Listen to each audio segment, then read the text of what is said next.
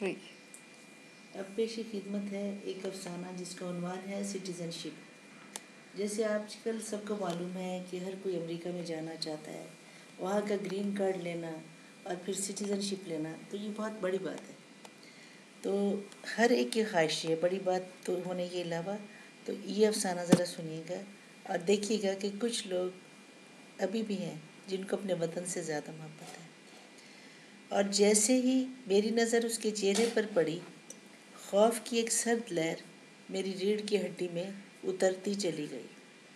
खौफज़दा और आप जैसा आदमी, सलीम ने गोया उसकी मर्दानगी को ललकारा। हाँ, मैं खौफज़दा हो गया। हम सब किसी न किसी मौके पर कभी न कभी खौफज़दा होते हैं, मगर इसका इतराफ़ अपनी मर्दानगी के खिलाफ समझते हैं, खुद तक से झूठ बोलते हैं। उसने पूरी दयानतदारी से इकरार किया। क्या वो चेहरा इतना ही खौफनाक था? जावेद ने बात आगे बढ़ाई। नहीं, बज़ाहिर वो तीखे नकूश का गोरा चिट्टा आम अमरीकी चेहरा था। बाल भी सलीके से संवरे हुए थे, मगर उसके चेहरे पर अजीब पथरीला सा तासुर था, जिसमें बेगानगी, गरूर और हकारत का इम्तिजाज था। उसकी आंखों से खारिज होती शक व शुबा की लहरें एक्सरेज की तरह जिस्म के अंदर उतरती चली जा रही थी। वो खोजती नज़रों से मुझसे मेरा एतमाद छीन ले गई। वो खोजती नज़रें मुझसे मेरा एतमाद छीन ले गई। मैं खुद में सुकड़ता चला गया। घबराहट ने मुझे घेर लिया। गालिबन मेरी घबराहट से महसूस होते हुए एक तीखी काटती हुई मुस्कुराहट उसके बारीक बारीक लबों पर उभरी, जो मेरा रहा सहा एतमाद भी छीन ले गई। मुझे उस चेहरे से, उस खौफनाक चेहरे से शदीद नफ़रत महसूस हुई, हालांकि हमारे दरमियान एक लफ्ज़ का भी तबादला नहीं हुआ था। ऐसा होता है ना, जब कभी कोई ऐसा हो जिसके सामने आप अपने आप को हकीर, छोटा और बेवकूफ़ महसूस करने लगें, तो आप उससे खौफज़दा भी होते हैं और नफ़रत भी महसूस करते हैं। बस यही हुआ। मैंने अपना पासपोर्ट उसके सामने रखा। उसने वर्क पलटने के बाद एक बार फिर नज़रें मेरे चेहरे पर जमा दी और फिर पासपोर्ट मेरे हाथ में थमाते हुए सामने के कमरे की तरफ इशारा कर दिया। मेरी समझ में कुछ ना आया, क्योंकि मेरे पास 5 साल का मल्टीपल वीज़ा था और मैं 3 महीने अमेरिका में रह कर गया था। मैं चाहता तो वहीं गैर कानूनी तौर पर रिहाइश पजीर रहता। बेशुमार लोग रह रहे हैं, मगर मैं कोई गैर कानूनी काम नहीं करना चाहता था। इसीलिए अपने कानूनी क़याम के लिए वतन का चक्कर लगा कर लौटा था। वहाँ कमरे में 4-5 और लोग भी अपनी बारी का इंतज़ार कर रहे थे। मैं भी बैठ गया। सामने काउंटर पर इमिग्रेशन ऑफिसर एक आदमी से सवाल कर रहा था, जैसे वो किसी मुजरिम से तहकीकात कर रहा हो। मेरा बचा खुचा हौसला भी दम तोड़ गया। जावेद के लबों पर दबी दबी मुस्कुराहट फैल गई, जो उसकी नज़रों से छुपी ना रह सकी। इस वक्त वो इंतहाई संजीदा था। पूरे वाक़या की तस्वीर उसकी आंखों में फिर रही थी। उस दिन की याद हमेशा उसके ज़हन और दिल को उसी नापसंदीदगी और नफ़रत से भर देती थी। तौहीन का एहसास उसे सुलगा देता था। जावेद की मुस्कुराहट उसे नागवार गुजरी। तुम मुस्कुरा रहे हो मेरी बुज़दिली पर? दूसरों पर हंसना बहुत आसान है मेरे दोस्त। ज़रा ख़ुद को मेरी जगह रख कर देखो। मैं अपनी सारी कश्तियाँ जला कर आया था। मैंने वतन में अपना घर बेच दिया था, सामान दे दिला दिया था, कारोबार समेट दिया था, और इधर मेरी दो जवान बच्चियाँ अकेली एक घर में रह रही थीं। मैं ही उनकी माँ हूँ और मैं ही उनका बाप, इसलिए मैं उनके लिए बहुत हसास हूँ। मुझे भले अपनी बच्चियों पर एतबार हो, मगर ज़माने पर एतबार नहीं। और फिर जवानी की उम्र बज़ाते खुद फितनागर होती है। मैं सोच रहा था, अगर इन्होंने मुझे दाखिले की इजाज़त ना दी तो फिर मेरा दोबारा यहाँ आना मुश्किल है। मैं जानता था एक बार इनकार हो गया तो दोबारा वीज़ा मिलना मुश्किल है। मेरी बच्चियाँ इधर और मैं उधर रह जाऊँगा, और मैं ये सब उनके सामने साथ रहने के लिए ही तो कर रहा था, और यही मेरी सबसे बड़ी परेशानी थी। बाकी मसले तो हल हो जाते।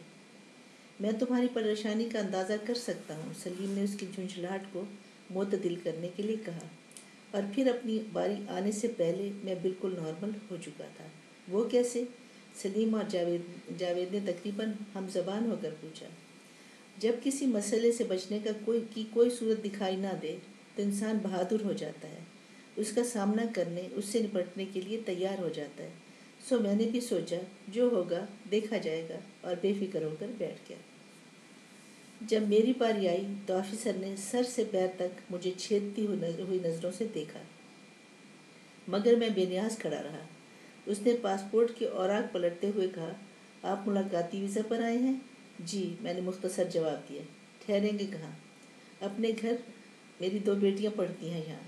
آپ ٹیکس دیتے ہیں؟ سوال میرے لیے غیر متوقع تھا۔ نہیں، میں نے قدرے حیرانی سے کہا۔ پھر تمہیں کیا حق پہنچتا ہے ہمارے ملک کی سہولتوں سے فائدہ اٹھانے کا؟ یہ صرف ٹیکس دینے والوں کا حق ہوتا ہے۔ تم لوگ ملٹیپل ویزے کو ابیوز کرتے ہو۔ وہ 5 سال تم لوگ تقریباً یہی کاٹ دیتے ہو اور مفت میں ہر سہولت سے فائدہ اٹھاتے ہو۔ تمہارے پاس تو واپسی کا ٹکٹ بھی نہیں ہے۔ اس کے لہجے میں اتنی حقارت تھی کہ میرا خون کھول اٹھا۔ پیسے ہیں میرے پاس، میں نے جواب دیا۔ تمہیں اسی فلائٹ سے واپس بھیجا جائے گا۔ اس نے عملے کے ایک کارکن کو آواز دی اور مجھ سے میرے سامان کے ٹیگ مانگے تاکہ میرا سامان دوبارہ جہاز میں رکھ دیا جائے، کیونکہ مجھے اس کمرے سے باہر جانے کی اجازت نہیں تھی۔ میں نے خاموشی سے ٹیگ کاؤنٹر پر رکھ دیے اور لا تعلق سا کھڑا ہو گیا۔ اس نے کھوجتی ہوئی نظروں سے مجھے دیکھا، چند لمحے توقف کیا اور پھر ٹیگ پاسپورٹ کے اندر رکھ کر دونوں چیزیں مجھے لوٹا دیں۔ میں اس بار تمہیں جانے دیتا ہوں، مگر یاد رکھو تم ٹیکس دیے بغیر ہمارے ملک کی سہولتوں سے فائدہ اٹھاتے ہو۔ اس کے ایک ایک لفظ سے ناروا امتیاز کی بو آ رہی تھی۔ میری بات تم پر شیشے کی طرح صاف ہو گئی نا؟ آفیسر نے استفہامیہ انداز میں کہا۔ میں نے اس کی بات کا کوئی جواب نہ دیا۔ اتنی ذلت اٹھانے کے بعد میرا دل سچ مچ جانے کو چاہ رہا تھا، مگر پھر مصلحت دامنگیر ہو گئی۔ میری بچیاں یہاں اکیلی ہیں۔ یار، یہ اولاد بہت بڑی کمزوری ہے انسان کی، اس کی خاطر کئی اصولوں کی قربانی دینی پڑ جاتی ہے، اس نے جاوید نے تائید کی۔ کئی ہفتوں تک یہ ساری واردات میرے ذہن پر سوار رہی اور میں فیصلہ نہ کر پایا کہ میں یہ فیصلہ کر لیا کہ میں یہ ذلت پھر نہیں اٹھاؤں گا۔ میں نے وکیل کے مشورے سے یہاں اپنی کمپنی کھولی اور چند مہینوں بعد گرین کارڈ میرے ہاتھ میں تھا۔ اس کے لہجے میں واضح غرور تھا۔ اور اب کل تم امریکی شہری بن جاؤ گے، شہریت مل جائے گی تمہیں۔ سلیم نے اسے اور چڑھایا۔ یار، انٹرویو کی تیاری تو پوری ہے نا؟ جاوید نے دریافت کیا۔ ہاں ہاں، بالکل پکی ہے، پوری ہے، اس نے بڑے اعتماد سے کہا۔ پھر کل شام ٹریٹ دے رہے ہو نا؟ کیوں نہیں، وہ بہت خوش نظر آ رہا تھا۔ اگلی شام اس نے اپنے دوستوں کو ان کے من پسند ریسٹورانٹ میں دعوت تو دے دی، لیکن خود اس میں کل والا جوش و خروش نہیں تھا، وہ کچھ الجھا سا تھا۔ اوتھ کب لے رہے ہو؟ دوستوں نے پوچھا۔ یوں تو کئی مہینوں بعد باری آتی ہے، مگر اتفاق سے چند روز بعد 4 جولائی ہے۔ اس روز ایک بہت بڑا گروپ شہریت کا حلف اٹھا رہا ہے، مجھے بھی اس میں شامل کر لیا گیا۔ بڑے خوش قسمت ہو یار، وہ رشک سے بولے۔ گویا اگلے ہفتے 100% امریکی ہو جاؤ گے، پھر تو باقاعدہ جشن منائیں گے، ٹھیک ہے نا؟ دیکھیں گے، اس نے غائب دماغی سے کہا۔ 4 جولائی کی صبح اس کی آنکھ بہت دیر سے کھلی۔ بہت سویرے کھل گئی۔ وہ کافی دیر بستر پر پڑا رہا، پھر اٹھ کر کھڑکی میں جا کھڑا ہوا۔ موسم بہت خوبصورت تھا۔ آسمان پر شفق نے گلابی حاشیہ بنا رکھا تھا، جو گھنے سبز درختوں کے پیچھے بے حد خوبصورت لگ رہا تھا۔ اوپر نیلا آسمان اپنی پوری وسعتوں کے ساتھ پھیلا ہوا تھا۔ اس روز اسے یہ نظارہ، یہ فضا کچھ بدلی سی لگی۔ اس نے اس فضا میں خود کو بہت اکیلا، بہت اجنبی محسوس کیا۔ رات اسے نیند بھی اچھی طرح نہ آئی تھی۔ وقفے سے اس کی آنکھ کھل جاتی۔ کچی نیند میں وہ ماضی کی وادیوں میں بھٹکتا رہا، عجیب سی بے چینی تھی۔ وہ بڑے اہتمام سے تیار ہوا، گرین کارڈ کو احتیاطاً بٹوے میں دوبارہ چیک کیا اور روانہ ہو گیا۔ اندرون شہر کی عدالت اس کی منزل مقصود تھی۔ اسے معلوم تھا حلف تو صرف رسم ہے، اسے شریعت دی جا چکی ہے، اب اس سے کچھ نہیں پوچھا جائے گا۔ کمرہ عدالت میں گہما گہمی تھی۔ امریکہ کے نئے شہری کرسیوں پر بیٹھ چکے تھے، ساری نشستیں بھر چکی تھیں، صرف جیولری کی ممبروں والی نشستیں خالی تھیں۔ غالباً اس کی طرح سب نے یہی سمجھا کہ اس پر سرکاری حیثیت کے معززین بیٹھنے والے ہوں گے۔ اس نے متلاشی نظروں سے ادھر ادھر دیکھا۔ انتظامیہ کے ایک کارکن نے اسے خالی سیٹوں کی طرف اشارہ کیا اور وہ وہاں جا کر بیٹھ گیا۔ اسے دیکھ کر اور ایک اور صاحب بھی اپنے 2 بچوں کے ساتھ آ بیٹھے۔ بیٹھنے کے بعد اس کے تنے ہوئے اعصاب کچھ پرسکون ہوئے۔ اس نے چاروں طرف نظر دوڑائی، ہر کوئی اپنے بہترین لباس اور بہترین انداز میں بیٹھا تھا۔ سب چہرے خوشی سے تمتما رہے تھے۔ بہت سے لوگ اپنے دوستوں عزیزوں کو بھی ساتھ لائے تھے۔ منتظم نے چھوٹی سی دلچسپ تقریر کی۔ اس نے نئے شہریوں کو خوش آمدید کہنے کے بعد کہا کہ وہ آج اپنے ناموں کے نئے نئے تلفظ سنیں گے۔ وہ چاہیں تو انہیں مستقلاً بھی اختیار کر سکتے ہیں۔ اس کی طرف سے کاپی رائٹ کی کوئی پابندی نہیں۔ ظاہر ہے مختلف زبانوں کے نام اس کے لیے صحیح تلفظ سے ادا کرنے مشکل تھے۔ آخر جج صاحب تشریف لائے۔ ان کی تقریر بھی مختصر اور دلچسپ تھی۔ اس نے کہا وہ امریکی ہونے کے ساتھ ساتھ اپنے کلچر اور اپنی روایات کو زندہ رکھ سکتے ہیں۔ اس نے اپنے گلے میں پڑے شوخ رنگوں کے روایتی اطالوی گلوبند دکھاتے ہوئے کہا کہ وہ آج بھی اپنے اطالوی کلچر کو نہیں بھولا، حالانکہ وہ پیدائشی امریکی ہے اور شہریت اس کے والدین نے اختیار کی تھی۔ وہ بھی کسی روز کسی کمرہ عدالت میں اسی طرح اپنی باری کا انتظار کر رہے ہوں گے۔ تو وہ امریکی شہری ہونے کے ساتھ ساتھ پاکستانی رہ سکتا ہے۔ ہاں، یہ شہریت تو اس نے یہاں کے نظام سے مستفید ہونے کے لیے اختیار کی ہے۔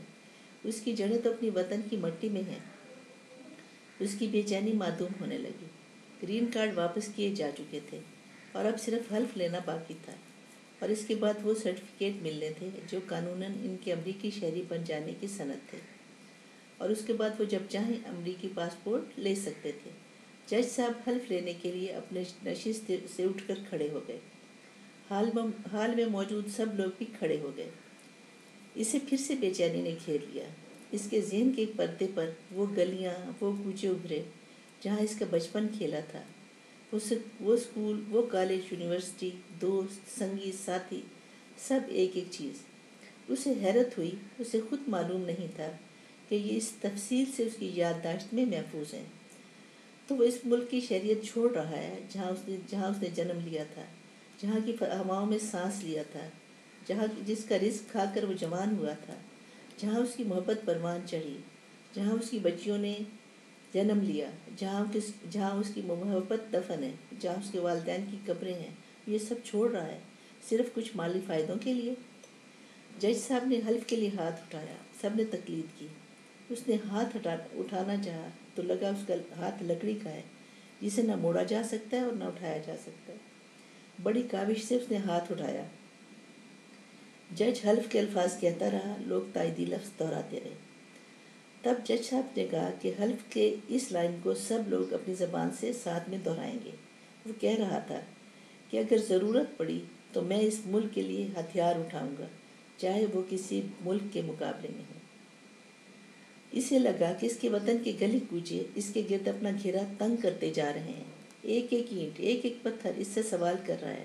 ایک ایک پیڑ، ایک ایک پودا اس سے پوچھ رہا ہے، ہمارے خلاف لڑو گے، ہم پر بم برساؤ گے؟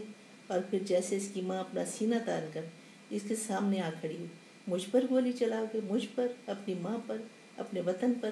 وہ دہرائے جا رہی تھی، کہے چلی جا رہی تھی۔ اس کا سانس رکنے لگا، اس کا دم گھٹنے لگا۔ جج جملہ پورا کر چکا تھا، لوگ دہرا چکے تھے۔ ہاں، ہم ایسا کریں گے، سب نے دہرایا۔ نہیں، کبھی نہیں، ایک ہسٹیریائی آواز گونجی۔ حال میں موت کی سی خاموشی چھا گئی۔ سب نے جیوری کی اونچی الگ نشستوں کی طرف دیکھا جہاں وہ کھڑا تھا، اور پھر وہ سیڑھیاں اتر کر حاضرین کی قطاروں کے بیچوں بیچ بنے راستے پر نپے تلے متوازن قدموں سے چلتا ہوا حال کے بیرونی دروازے کی طرف بڑھ گیا، نتائج سے بے پرواہ۔ اس کے چہرے پر وہ سکون اطمینان تھا جو ان سب سالوں میں اسے کبھی نصیب نہیں ہوا تھا۔